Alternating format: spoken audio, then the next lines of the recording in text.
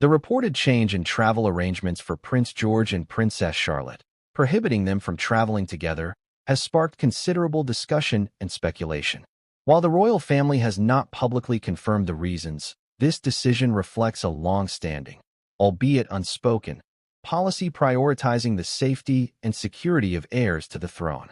This analysis will explore the potential motivations behind this policy change, examining historical precedents, the developmental needs of young royals, and the broader considerations of risk management within the context of the monarchy. The introduction immediately establishes the central theme: the reported change in travel arrangements for Prince George and Princess Charlotte and the underlying reasons for this decision. The author uses a neutral yet inquisitive tone, acknowledging the lack of official confirmation while highlighting the significance of the issue within the context of royal security and family dynamics. The author sets the stage for a detailed analysis, exploring historical precedents, the developmental needs of young royals, and risk management considerations within the monarchy. The author introduces the central claim: the separation of Prince George and Princess Charlotte during royal travel is a result of a long-standing, unwritten royal policy aimed at minimizing the risk of simultaneous loss of multiple heirs. This claim sets the stage for a deeper exploration of the historical and practical factors underpinning this policy. The author introduces the central claim. The author presents the first key argument: the historical precedent of past tragedies involving the deaths of young royals in plane crashes. This argument directly links the current travel policy to tragic events in royal history, highlighting the profound impact of these incidents on royal family decision-making regarding travel safety. The author presents the first argument. The author analyzes the significance of these past tragedies, emphasizing their role in shaping the royal family's approach to risk management. This analysis underscores the long-term consequences of these tragic events and their influence on current royal protocols. The author analyzes the significance. The author expands on the risk mitigation strategy, explaining the rationale behind separating heirs during travel. This explanation clarifies the practical implications of the policy and its aim to minimize the potential for catastrophic loss of multiple heirs simultaneously. The author expands on the strategy. The author introduces a second key argument: the need for Prince George to develop greater independence. This argument shifts the focus from purely security-related concerns to the developmental needs of the young prince. The author introduces the second argument.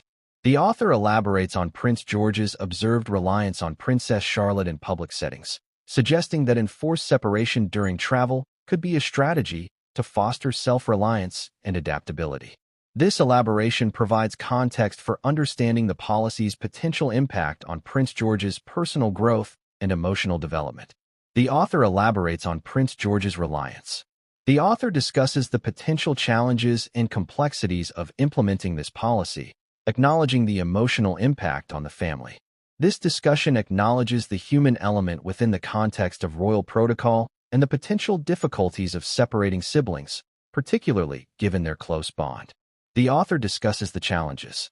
The author explores the broader implications of the policy for the future of royal travel arrangements, suggesting that the five-member Wales family will rarely travel together in the future.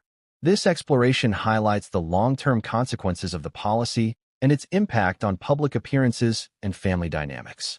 The author explores the broader implications. The author concludes by summarizing the key arguments and emphasizing the underlying motivation, ensuring the safety and security of future monarchs. This conclusion reinforces the central theme, highlighting the paramount importance of risk mitigation within the context of royal family responsibilities and the long-term implications for the institution. The author concludes by summarizing.